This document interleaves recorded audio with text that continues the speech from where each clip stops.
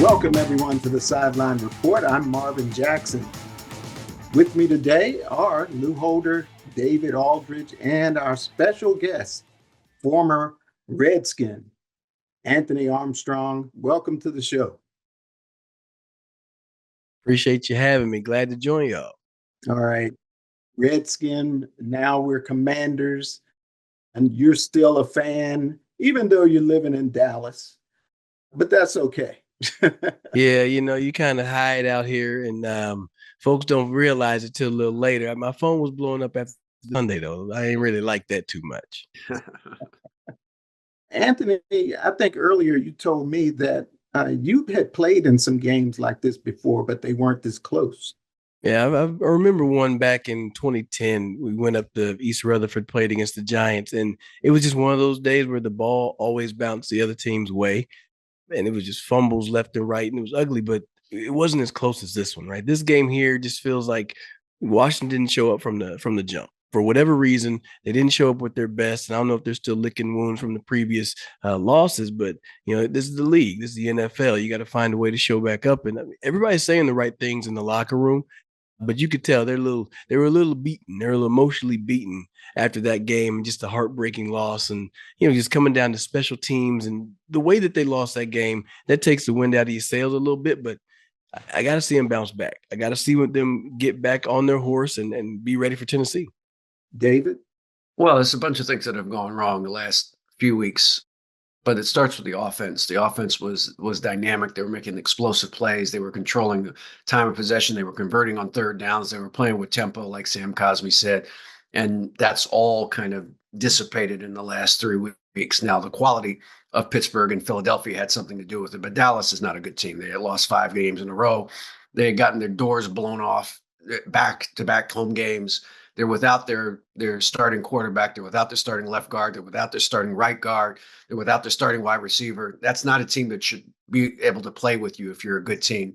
And to Anthony's point, I just thought that they played down to the competition. And it's the first time I've seen that with this team under Dan Quinn, that they didn't play up to the level of the competition. They played down to the level of competition. And that's not the formula for winning in November and December. You have to establish yourself and your dominance. You look at what Green Bay did to San Francisco. The 49ers came in, they were beat up. They had a bunch of guys out, their starting quarterbacks out. That wasn't a close game. The Packers blew their doors off, which is what you should do to a bad team when they come to your place. And Washington didn't do that, but there's an opportunity in the NFL every 7 days to right the ship, and they have another opportunity next Sunday. Lou? Yeah, I think what we're seeing is maybe this team, or it's probably in this point, the team probably wasn't as good as the winning streak of the 7-2 at the beginning, and they're probably not as bad as the losing streak now. It's kind of probably right in the middle as far as the ebbs and flows of a football season. And once you get in the division, you throw all records out. I mean, David and I have covered, and Anthony has played in it. I mean, when these division rivals get together, I mean, Dallas has won 6 out of the last 7 against the Washington franchise. So it's like they know them.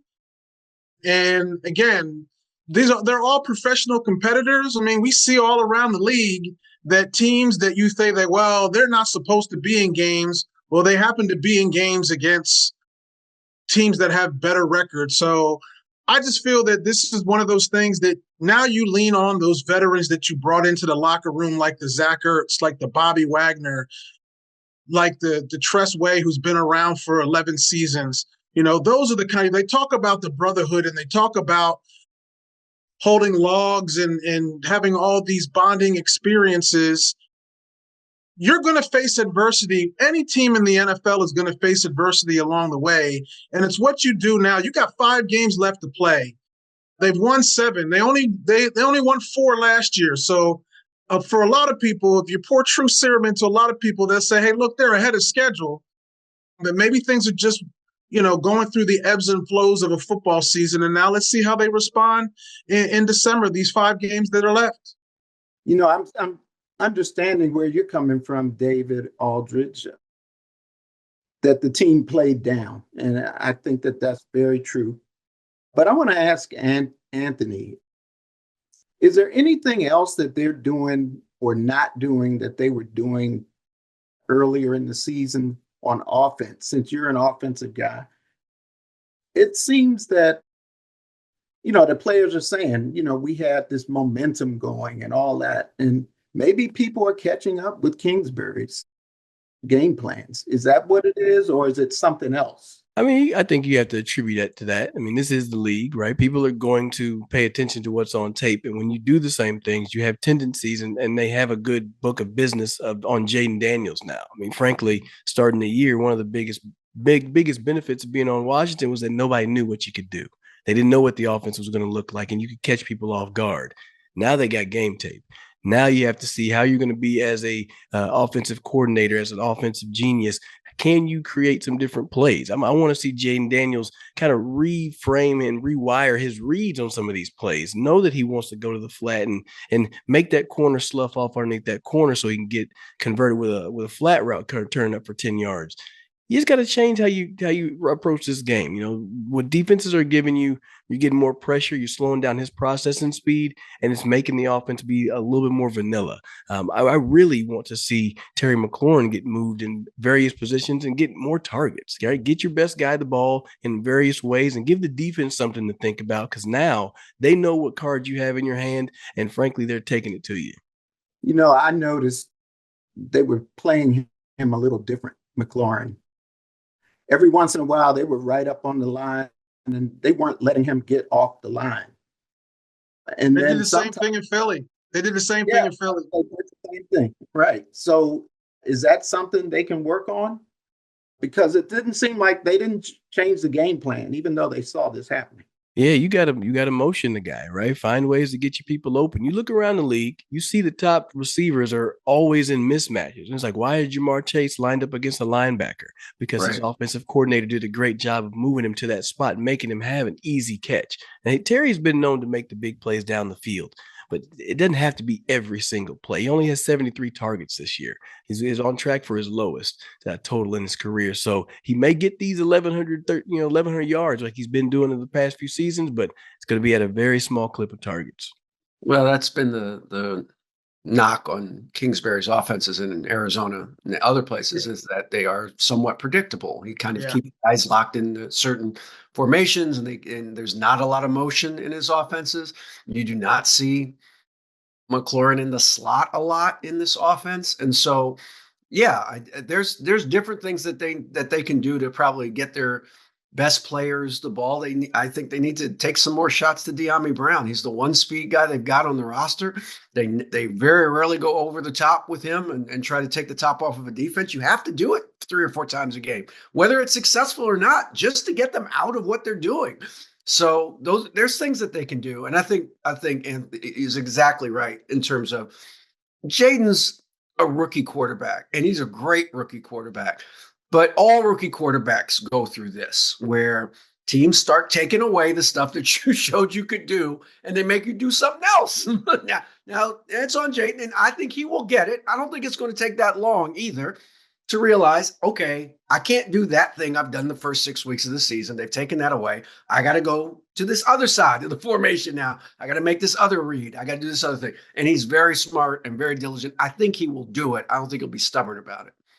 Yeah, and they got to take care of the football. I mean, they had 3 turnovers in one game. They went 9 games, combined 3 turnovers in 9 games, and then they turned it over 3 times in one game. So, like David said, I mean, it's not everybody was mentioning Jaden Daniels, but it's like the other players too on that team are just not in sync, And now the injuries are starting to pile up, which they usually do in November, December. How are they going to do when that offensive line is banged up? The running backs it's a problem now. Situation.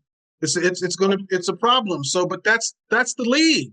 We've seen it. That is the league. So it's like, again, collectively, like David said, how do you figure this thing out when they start taking things away from you and your roster starts to get depleted, right? That's when the mental fortitude comes in the end of November and December. What do you have left?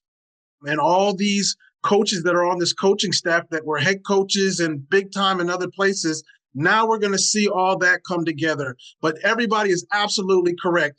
Kliff Kingsbury is in the microscope right now because of his past history. All right, well, we're going to take a quick break. We're going to come back and talk about the upcoming game against Tennessee, another team that has not played well, but you can't look past them. So we're going to take a quick break, and we'll be right back with the Sideline Report. Don't go away.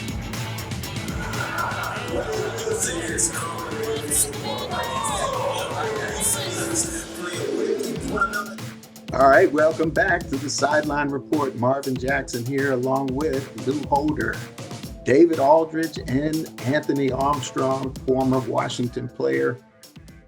Pretty good wide receiver. So you did some returning too, right? I did a little bit, but I shared the roster with Brandon Banks. You know how electric he was. Oh my goodness! Similar to the guy with Dallas. So small, quick guy. So he really held it down, man. And they're really tough to cover, and it's hard. It's really hard to keep a guy like that contained. Yeah. Hey, let's talk about this upcoming game with Tennessee. I mean, they're another team that has not played well this season, but we don't want to lay an egg again like last week. Starting with you, Anthony. What does Washington have to do? What do they have to eliminate from last week?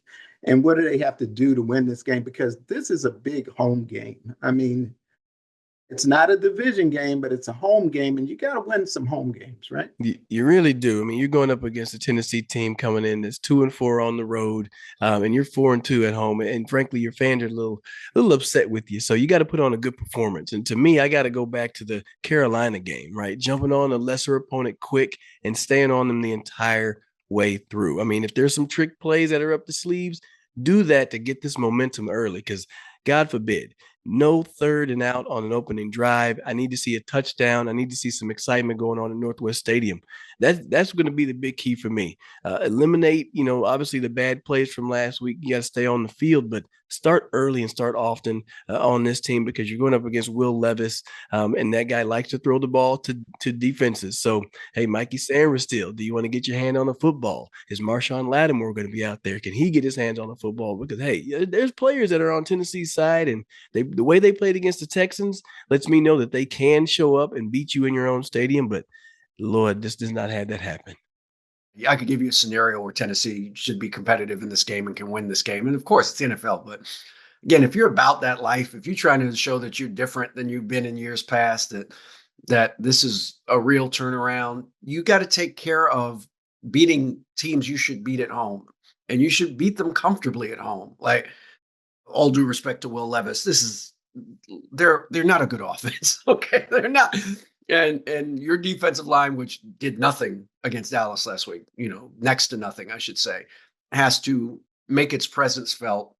You have to stuff the run, put Will Levis in second and third and long, and then put him on the ground when he goes back to pass.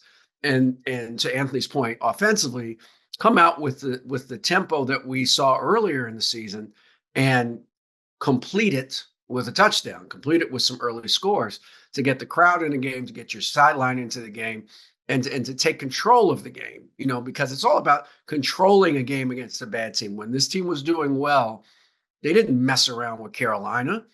They crushed Carolina. You know what I mean? Like, they took care of business against the bad teams, and that's what you have to do.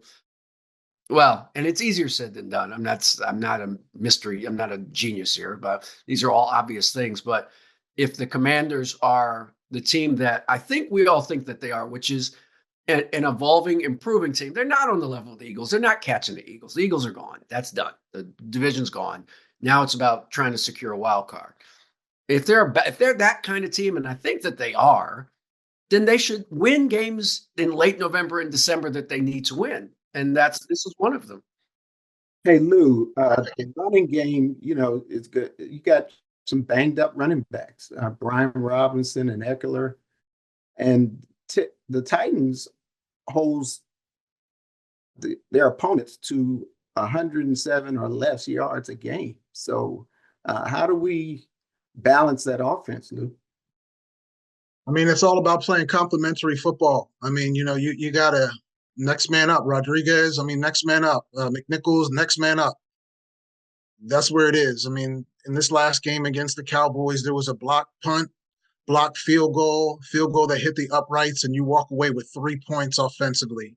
They got to play complementary football, which is what they were doing to an extent early on in the year. So as David said, you got to jump on opponents. I mean, the Dallas Cowboys were giving that game away in the first half, and Washington was almost like, we don't want it. We don't want the gift. We don't want the gift. I foresee, as David said, just by his nonverbals, that Tennessee's probably going to give the Commanders some gifts, right? So somewhere along the line, there's going to be some plays where the defense is going to show themselves and get a turnover, or special teams is going to happen. You got to pounce, and you got to get more than 3 points and a half. You should be, like David said, you got to be blowing people out, but to another extent, I don't think we can use those words lesser opponent anymore until this team shows that they can beat teams the way they should. So if you, like Dave, if you're about that life, right?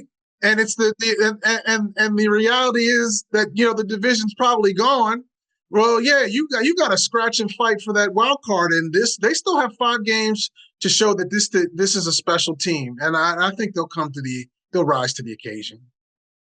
Hey, Anthony, when you were playing, what types of things did players do in situations like this? Because a lot of teams go through this. You lose 3 games in a row after you were spoiled.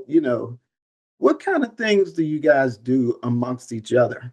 I mean, I'll be remiss if I didn't say I didn't have 7 wins, I don't think, when I was in Washington. Okay, so 7 wins, I'd be like, wow, this is nice. But what you do when you having this rough part, it's an embarrassment of riches for you. I mean, it's rough. I've been on some football teams that didn't win much, but when you do have rough points like this, look, you do lean to those vets. Lou mentioned it earlier. Those guys got to show up. Somebody's going to have that conversation with this team and say, hey, wake up, take some smelling salt, because look, we still have plenty of room ahead of us to make some noise. Sure, you got a bye week coming up, but focus on Tennessee. You just got to be more accountable. Watch more tape. Like all those beautiful things we heard about how Jaden was first in the building. I need to hear somebody that beat Jaden to the building, right? Show that level of commitment, because you got everything in front of you, right? Philly, like you said, Philly's taking care of it. And if you don't get it together, Philly's going to wear you out. And we don't want that. So it's going to start out with getting more accountable and bringing your A game against the Tennessee Titans on Sunday.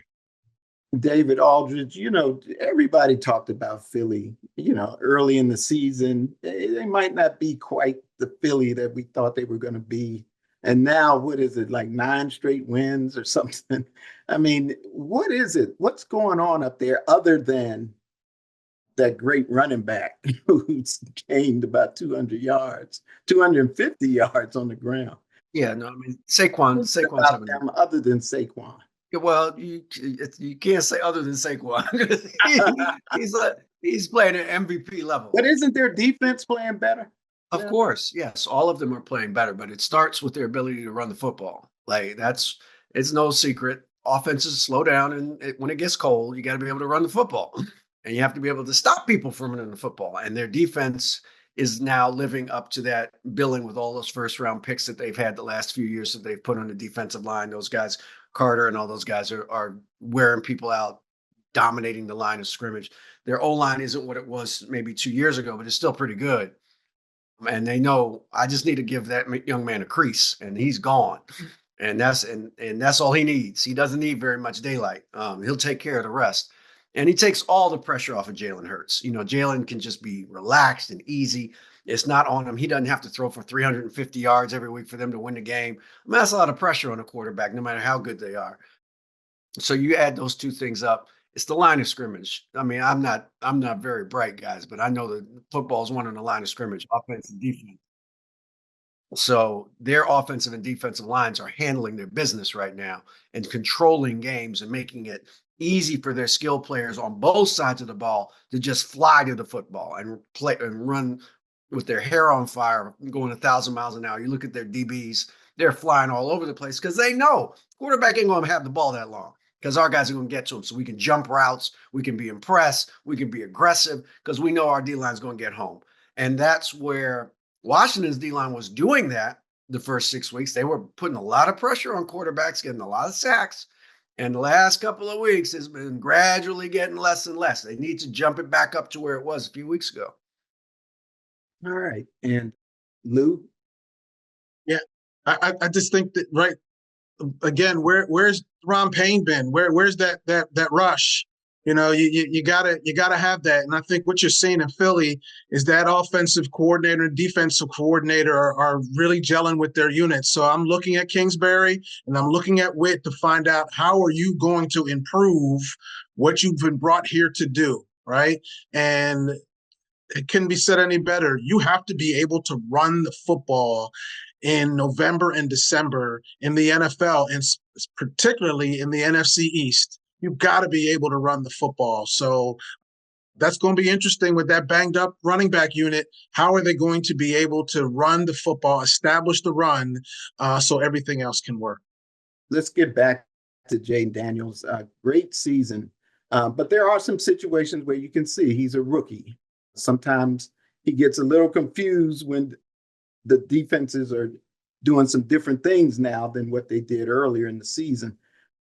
But Jayden Daniels is still maybe the best rookie quarterback, right? I mean, it's not Bo Nix, is it? Everybody's saying Bo Nix now. I want to hear from David and Anthony and Lou, all of you. We got a couple minutes here. No, Jaden's still the best rookie quarterback. I don't think it. I mean, Bo Nix has played better. Don't get me wrong, but Jayden, look, he's missing. And there's a difference between being confused and missing. He's missing targets that he wasn't missing, and part of the reason is, I think, and he'll never acknowledge this, and he shouldn't. I understand it, but that offensive line is not what it was a few weeks ago, and it's getting a little tighter there. He's not have quite as much time as he used to have to be able to step in the pocket, and it happens to every quarterback. This is not unique to Jayden Daniels. It happens to every quarterback that gets sped up. They get sped up, the ball starts sailing. That's what happens, and so it's to like Lou said, the offensive lines, if they get back on point and get back to where they were a few weeks ago, where they were giving him time, and that was the priority, give that young man time and he'll make plays. But you got to give him time.